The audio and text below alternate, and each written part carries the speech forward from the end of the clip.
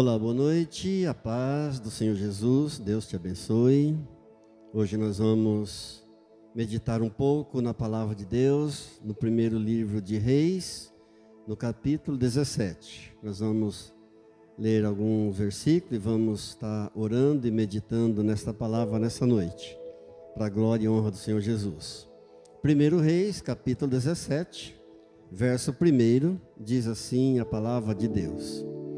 Então Elias, o tesbita, dos moradores de Gileade, disse a Acabe: tão certo como vive o Senhor Deus de Israel, perante cuja face estou, nem orvalho e nem chuva haverá nestes anos, segundo a minha palavra.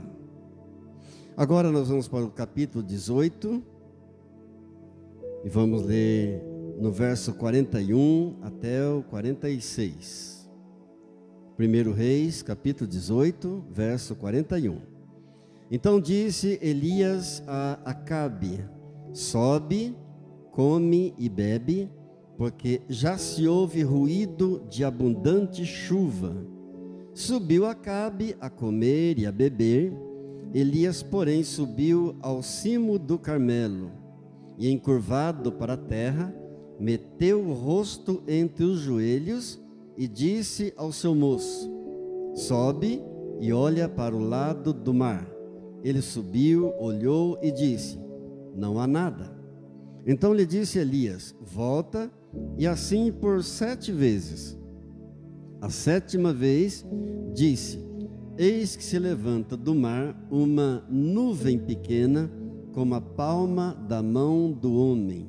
Então disse ele: sobe e dize a Acabe: aparelha o teu carro e desce, para que a chuva não te detenha. Dentro em pouco os céus se enegreceram, com nuvens e vento, caiu grande chuva. Acabe subiu ao carro e foi para Jezreel. A mão do Senhor veio sobre Elias, o qual cingiu os lombos e comeu diante de Acabe até a entrada de Jezreel. Oremos ao Senhor. Querido Deus, querido Pai, seja nesta noite agradável ao Senhor a nossa meditação, a nossa reflexão na Tua palavra, o louvor dos nossos lábios, a nossa oração, as nossas súplicas e a nossa gratidão a Ti. Dá-nos entendimento, sabedoria, compreensão da Tua palavra e daremos a Ti sempre a honra, a glória, o poder e o louvor para sempre, em nome de Jesus. Amém. Amém. Hoje, em nossos dias, há uma crise política no mundo inteiro. E nós temos uma coisa que não podemos esquecer. Por melhor que seja a política do nosso país, por melhores que sejam os políticos, nunca devemos esquecer que o nosso reino não é deste mundo. O máximo que um bom político pode fazer por nós, o máximo que um bom governo pode fazer por nós, é uma pequena faísca em relação ao que o reino de Deus pode nos oferecer. Não podemos esquecer que o nosso reino não é daqui deste mundo. Não podemos esquecer que a nossa pátria não é aqui neste mundo. A nossa pátria está nos céus. Amém? Hoje em dia há também uma grande crise de terrorismo no mundo todo. E a crise de terrorismo gera nas pessoas muito medo, muito pavor. Há ainda uma crise de integridade. o mau caratismo está espalhado por todo canto. E essa crise de integridade, ela é avassaladora. Temos ainda em nossos dias uma crise religiosa. E essa é terrível. Antigamente, quando alguém se convertia, a gente aconselhava: olha, procure uma igreja mais próxima da sua casa. Infelizmente, hoje, quando alguém se converte, nós temos que dizer: olha, procure uma igreja mais próxima da Bíblia, que pregue a palavra de Deus verdadeira, genuína. Mas há uma crise que essa é a pior de todas. É a crise da falta de conhecimento. A Bíblia nos diz, através do profeta Oséias, no capítulo 4, no verso 6, o seguinte: o meu povo está sendo destruído porque lhe falta o conhecimento. Note que a Bíblia não diz: o ímpio está sendo destruído, o perverso está sendo destruído. Não, o próprio povo de Deus. O meu povo está sendo destruído porque lhe falta o conhecimento. Agora, todas essas coisas estariam acontecendo apenas em nossos dias? Claro que não. Nos dias da crucificação do Senhor Jesus, Israel, a nação de Israel, vivia crises terríveis. Já naquele tempo, crise moral, havia também crise política, havia também crise econômica, havia também crise religiosa. E uma grande prova bíblica de que havia muitas crises naquela época, nós vemos no relato de Lucas, lá no capítulo 24, quando os discípulos de Emaús viraram as costas para a igreja, abandonaram a igreja e voltavam para suas casas. E no caminho de Emaús, então, o Senhor Jesus surge e começa a caminhar ao lado deles. Era o domingo da ressurreição. O Senhor Jesus, ressurreto, surge para eles, começa a caminhar com eles. Mas eles estavam muito tristes, muito decepcionados, eles estavam em depressão. Tanto é que o Senhor Jesus começa um diálogo com eles, perguntando para eles: por que é que vocês estão tão tristes? Do que é que vocês estão falando enquanto caminham? E eles então dizem para Jesus: olha, nós estamos falando a respeito de Jesus de Nazaré. Eles não reconheceram que era Jesus que estava caminhando ao lado deles. Então disseram: nós estamos falando a respeito de Jesus de Nazaré. Ele era um profeta poderoso em obras, ele era um profeta poderoso em palavras, e nós esperávamos que ele fosse redimir Israel. Então, por esta palavra, dá para entender, dá para perceber que Israel estava em crises terríveis, e eles então esperavam que Jesus fosse restaurar Israel. Isso que eles dizem para Jesus. Mas muito tempo antes, no tempo do profeta Elias, que viveu ali em 900 anos antes que Jesus viesse ao mundo, já naquele tempo, a nação de Israel vivia em crises terríveis. Há mais de 2.500 anos, Israel, a nação de Israel, já vivia uma crise e muito grave, e a mais grave de todas. E é sobre isso que eu gostaria de refletir um pouco, então, com você, e poder tirar daqui algumas lições para as nossas vidas. Então, no ano 930 antes de Jesus, a nação de Israel já estava dividida em 2 reinos. Das 12 tribos de Israel, 10 foram para o norte e instituíram o reino do norte, também chamado Reino de Israel, cuja capital era Samaria. E 2 das 12 tribos foram para o sul, instituíram o Reino do Sul, também chamado de Reino de Judá, cuja capital era Jerusalém. E muitos dos reis que governaram Israel, eles eram idólatras. Muitos deles eram perversos e governando a nação de Deus, o povo escolhido de Deus, o povo eleito de Deus. E esse que está governando agora, no tempo do rei, no tempo do profeta Elias, é um rei considerado o pior de todos. É um rei maligno. E ele se casou com a pior mulher.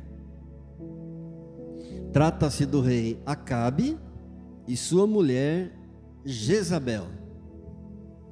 Jezabel era feiticeira, era assassina, ela perseguia os profetas de Deus, ela matava os profetas de Deus, e era uma adoradora de Baal. Baal era um falso deus. E nesse tempo de muita crise moral, crise política, crise econômica, crise religiosa, que Israel enfrentava, Deus levanta um homem. E esse homem iria fazer toda a diferença em sua nação. E o nome dele é Elias, o profeta Elias. E você leu comigo em Elias, em 1 Reis capítulo 17, que no primeiro versículo diz que Elias era o tesbita. Isso está falando da procedência dele. Ele era de uma localidade chamada Tisbé. Tisbé era um lugarejo muito sem significado algum, um lugarejozinho bem simples, que hoje é uma cidade da Jordânia, ao sul do Mar da Galileia. Então ele é chamado de tesbita porque ele veio desse lugarejo chamado Tisbé. Ele não era de família rica, pelo contrário, era de uma família pobre. Elias não tinha participado de nenhuma escola de profetas, não tinha participado de nenhuma escola sacerdotal.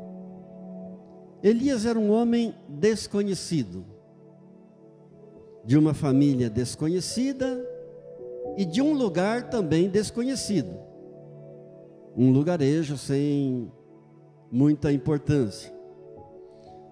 Exatamente esse foi o homem escolhido por Deus para fazer a diferença em sua nação. E há uma lição para nós aqui. Qual é a lição? É que Deus não precisa de famosos. Deus não precisa de pessoas importantes. Deus pode usar você. Deus pode usar de mim. Deus pode usar a pessoa mais simples que você possa imaginar. Deus usa dos pequeninos para confundir os grandes.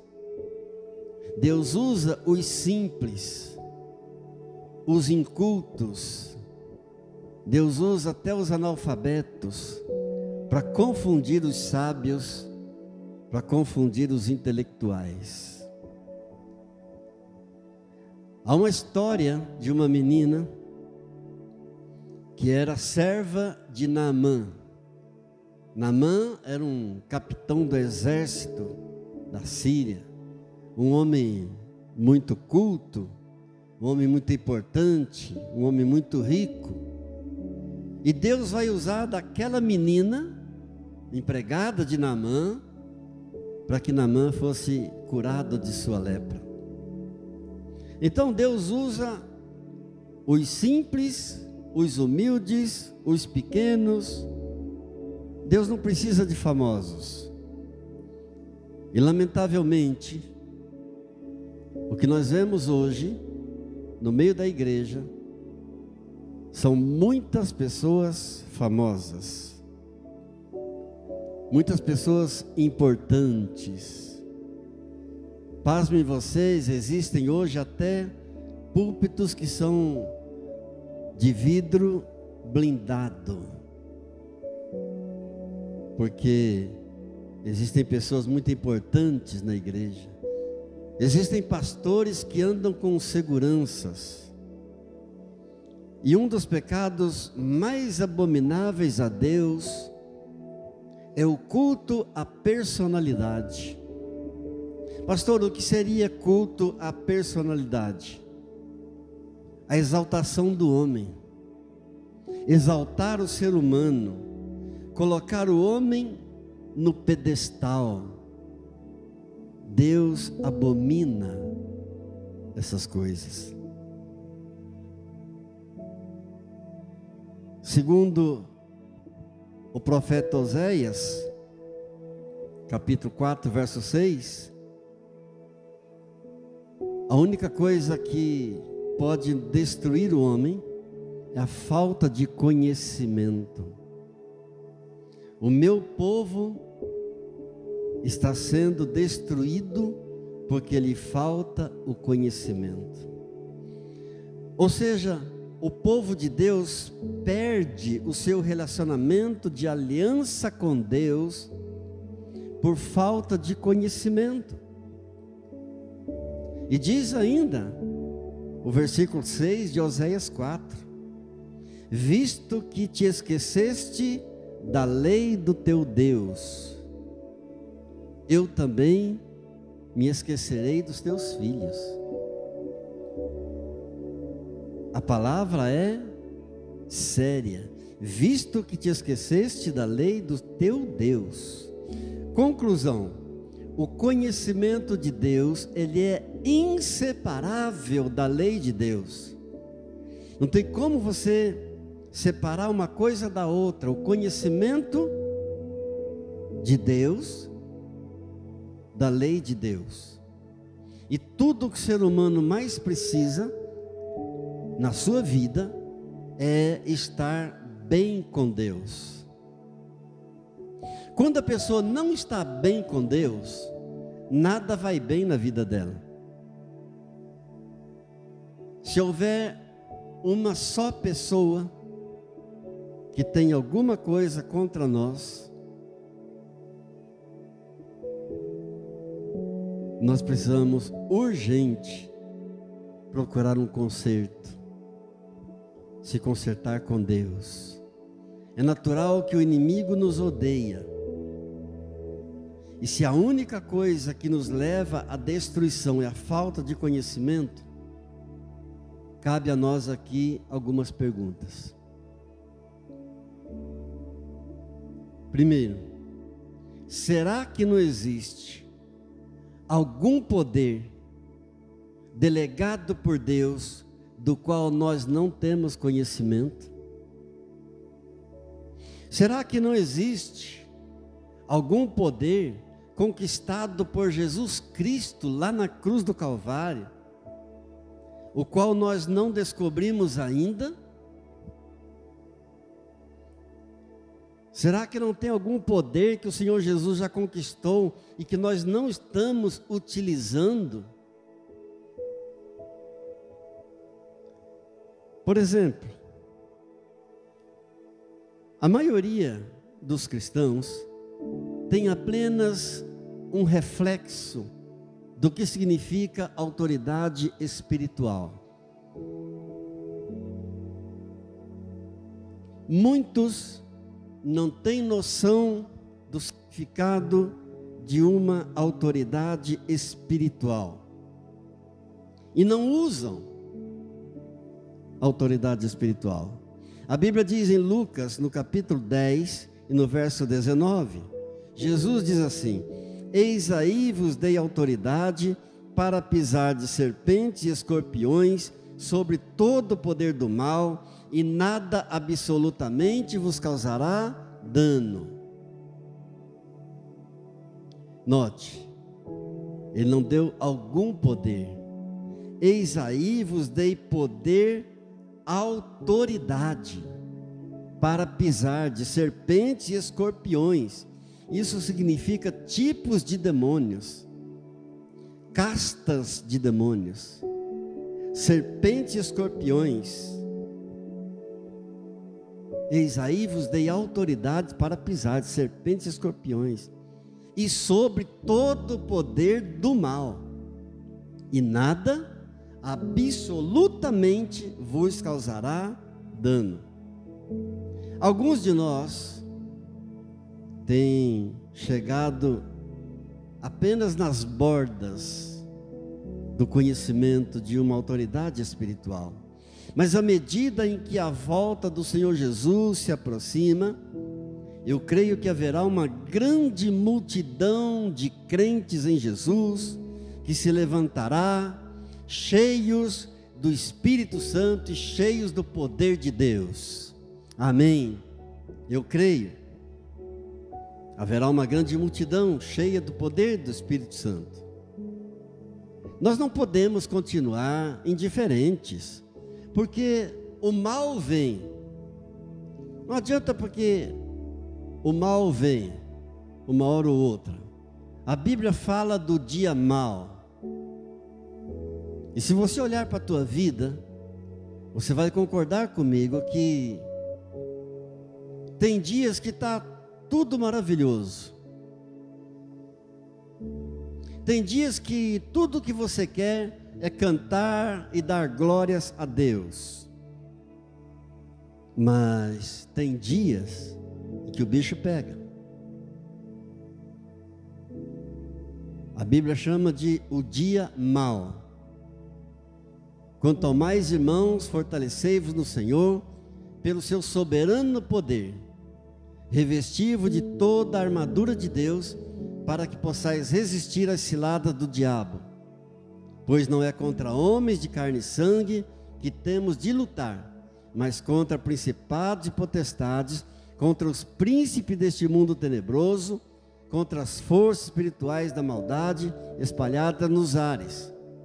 Tomai, portanto, toda a armadura de Deus, para que possais resistir no dia mau. Isso significa que nós temos dias que são maus. Então precisamos almejar essa autoridade de Deus para nós. Precisamos buscar essa autoridade que o Senhor Jesus conquistou para nós na cruz do Calvário. Não por força, porque a Bíblia nos diz em Zacarias capítulo 4, verso 6, que não por força, nem por violência, mas pelo meu Espírito, diz o Senhor.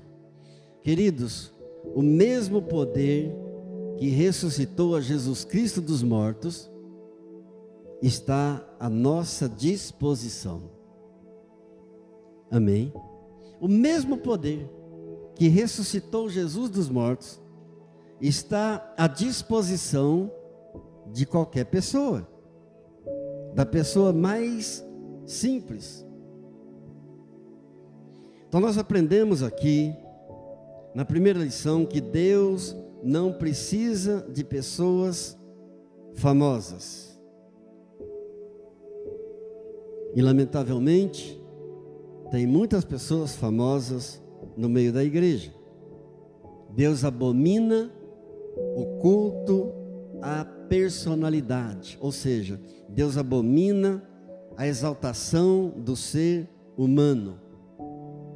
Colocar o ser humano num pedestal, isso é abominável a Deus.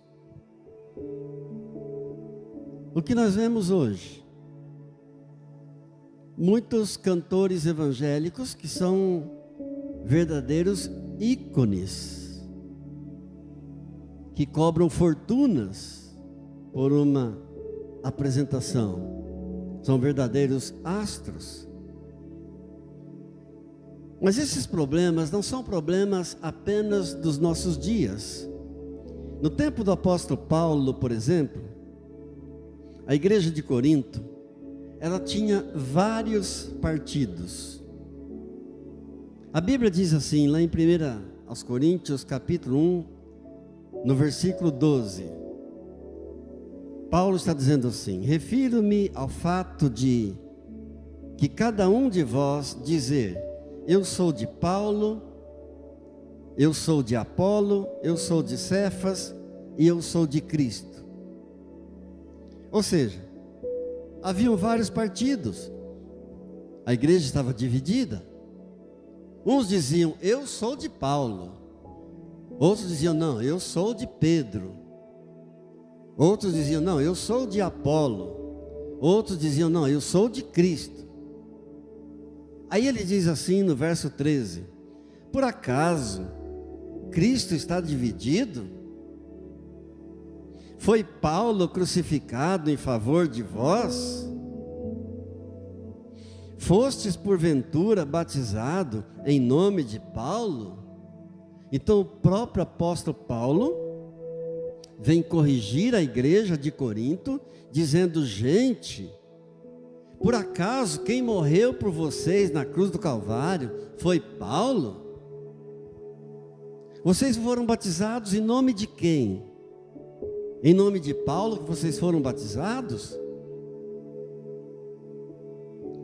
Então, queridos, somos apenas servos. Paulo pergunta, quem é Paulo? Paulo pergunta, quem é Pedro? Paulo pergunta, quem é Apolo? São apenas servos. Quando é que as estrelas brilham no céu? As estrelas brilham quando o sol não está presente. Enquanto o sol da justiça, o nosso sol da justiça, que é o Senhor Jesus Cristo, estiver brilhando, não há nenhum lugar para as trevas. Diga glórias a Deus. Glória a Deus. Paulo reforça ainda na primeira carta de Coríntios, no capítulo 3, no verso 6. Ele diz assim: eu plantei, Apolo regou, mas Deus é que deu o crescimento. Por isso, nem o que planta é alguma coisa, e nem o que rega, mas Deus que dá o crescimento. Amém? Então não há espaço na igreja de Deus para qualquer ser humano se vangloriar. Não tem espaço na igreja para vanglória humana. Na igreja de Deus, apenas um é exaltado. Na igreja de Deus, apenas um é recebido com honra e com glórias: nosso Senhor e Salvador, Cristo Jesus.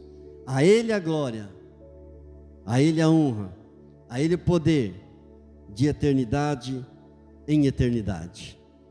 Mas voltando para o livro de 1 Reis, capítulo 17, verso 1, Elias e Acabe. Elias chega para Acabe e diz assim: ó rei Acabe, tão certo como vive o Senhor.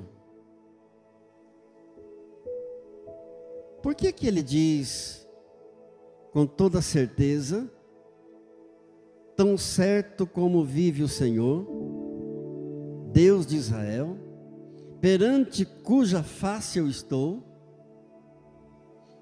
que não haverá nem orvalho e nem chuva nestes anos, segundo a minha palavra? Por que que o profeta lança esse desafio ao rei Acabe? Porque Acabe era adorador de Baal, assim como sua mulher Jezabel, assim como muitos naquele tempo adoravam o falso deus Baal. Era considerado o deus da prosperidade, era considerado o deus da chuva.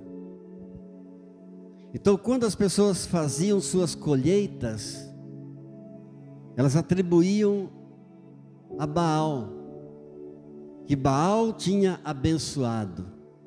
Quando os seus animais davam crias, eles diziam que Baal tinha abençoado.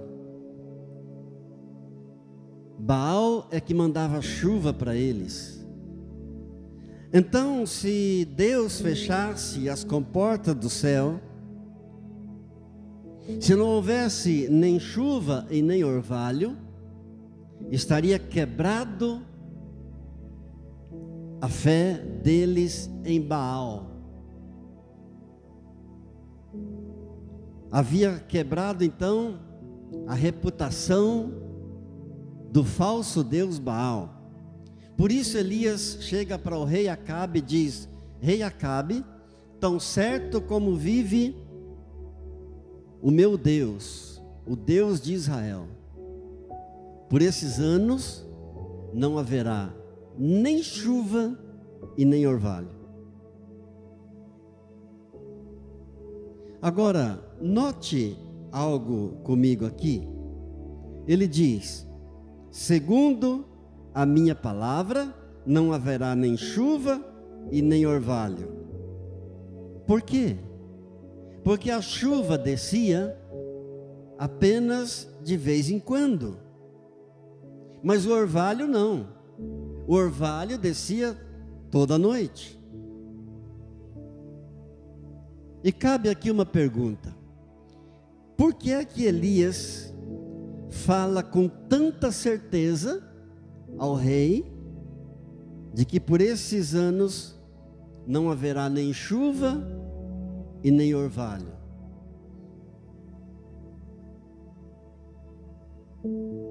E a Bíblia diz que por 3 anos e 6 meses não houve chuva e nem orvalho em Israel.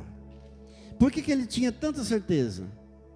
A resposta está em Tiago capítulo 5, no verso 17, que diz assim: Elias era homem semelhante a nós, sujeito aos mesmos sentimentos, e orou com instância para que não chovesse sobre a terra, e por 3 anos e 6 meses não choveu. E o verso seguinte, o verso 18 diz: e orou de novo Elias, e o céu deu chuva, e a terra fez germinar os seus frutos. Por que ele tinha tanta certeza? Porque era um homem simples e porque era um homem de oração. Elias não era famoso, Elias não era um astro, Elias não era um ícone. Glória a Deus. Orou para que não chovesse, e por 3 anos e 6 meses não choveu em Israel. Orou novamente, e o céu mandou chuva, e a terra fez germinar os seus frutos. Então a primeira lição é: Deus não precisa de famosos. A segunda lição para nós aqui é que você só pode ficar de pé diante dos homens se, antes de tudo, você se prostrar diante de Deus. Amém? Eu vou repetir. Você só poderá estar de pé diante dos homens se, antes de qualquer coisa, você se prostrar diante do Rei dos Reis, o Senhor Jesus. Porque Elias só se levantou diante do rei Acabe porque antes ele orou. Ele só ficou de pé diante do rei, do homem Acabe, porque ele era um homem de oração. Porque antes de tudo, ele se prostrava diante de Deus. Só prevalece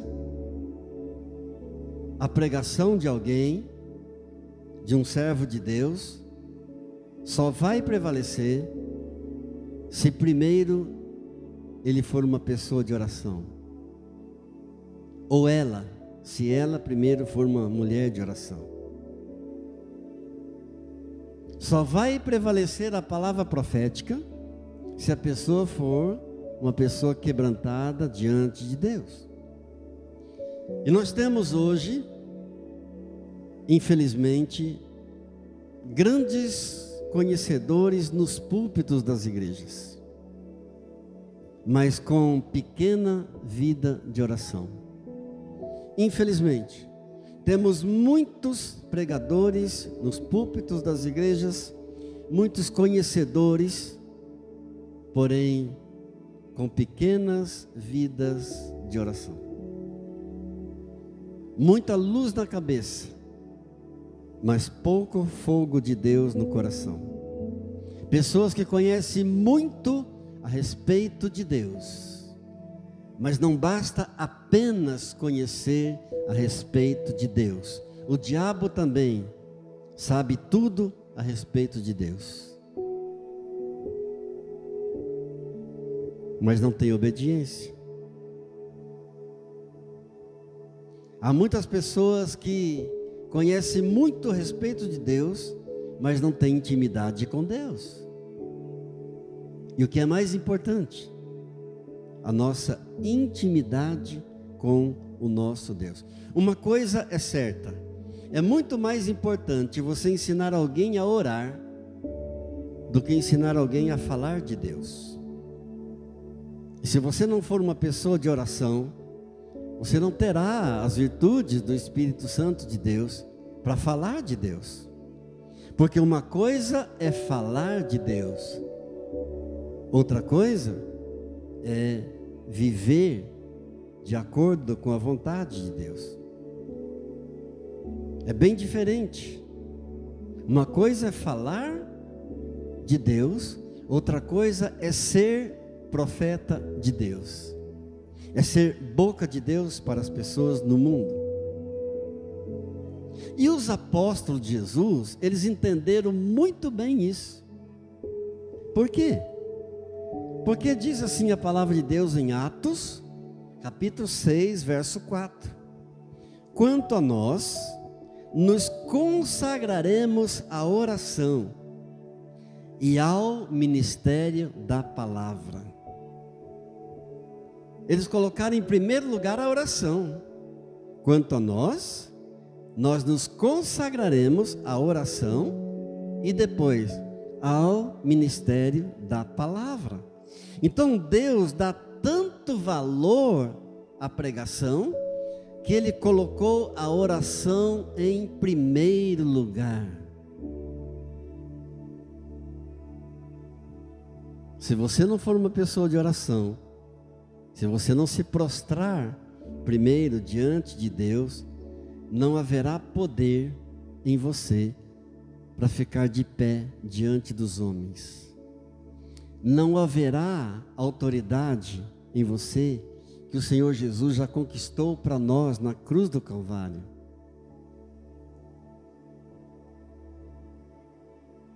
Tão claramente dita por Jesus em Lucas 10:19.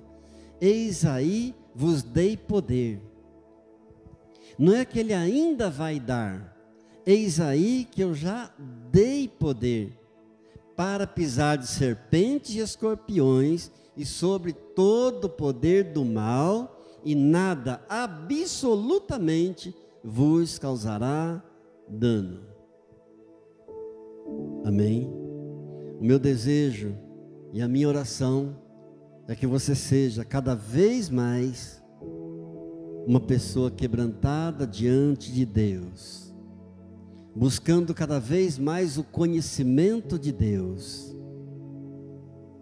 porque a falta do conhecimento destrói. O meu desejo e a minha oração é que você seja uma pessoa cada vez mais, um cristão cada vez mais, cheio da autoridade de Deus, conquistada por Cristo Jesus na cruz do Calvário. Para que quando o mal vier, você possa então se levantar contra o mal e dizer, em nome de Jesus, sai daqui. Com toda a autoridade que o Senhor Jesus já te deu, você possa então vencer as barreiras, vencer o dia mau, vencer as ciladas, as armadilhas do inimigo e render somente a Cristo Jesus toda a honra, toda a glória, todo o poder, todo o louvor, toda a adoração, toda a tua gratidão. Porque só Ele morreu na cruz do Calvário para garantir a tua vitória, a tua bênção e a vida eterna, em nome de Jesus. Amém? Vamos orar um pouco mais. Curve sua fronte, vamos falar com Deus. Pai Santo, Pai querido, nos submetemos nesta hora totalmente à tua vontade, para que ela seja feita em nossas vidas, de um modo tão perfeito como ela é feita no céu. Pai, nos alegramos em fazer a tua vontade, nos quebrantamos diante do Senhor, queremos buscar mais e mais desse poder que o Senhor Jesus conquistou para nós na cruz do Calvário, queremos buscar mais e mais, ó Deus, do conhecimento do Senhor, das coisas do Senhor. Ó Pai Santo, que não se faça a nossa vontade, mas a tua vontade, que é boa, perfeita e agradável. Muito obrigado, Deus. Sabemos que o mundo passa e a sua concupiscência, mas aquele que faz a vontade do Senhor permanece para sempre. Graças te dou, honras te dou, louvores te dou, Pai, em nome de Jesus. Pai, eu oro e abençoo cada mantenedor desta igreja, desse templo, nessa casa do Senhor. Pai, eu oro e abençoo cada pessoa que nessa hora está passando por enfermidade, está nos leitos de dores, ó Deus, está passando por lutas, por dificuldades nos lares. Entra, Senhor, em cada lar, ó Deus, entra no seio de cada família, restaura os relacionamentos quebrados, cura as feridas, ó Deus, cura, Senhor, as mágoas, os ressentimentos. Traz paz e harmonia, ó Deus, em cada lar que nesse momento está orando, que nesse momento está dando glórias a Deus, que nesse momento está reconhecendo que precisa do Senhor e da sua presença, da força do seu poder. Muito obrigado, Pai. Eu os abençoo em nome de Jesus. Amém. Você que está aqui no templo, coloque-se de pé, por favor.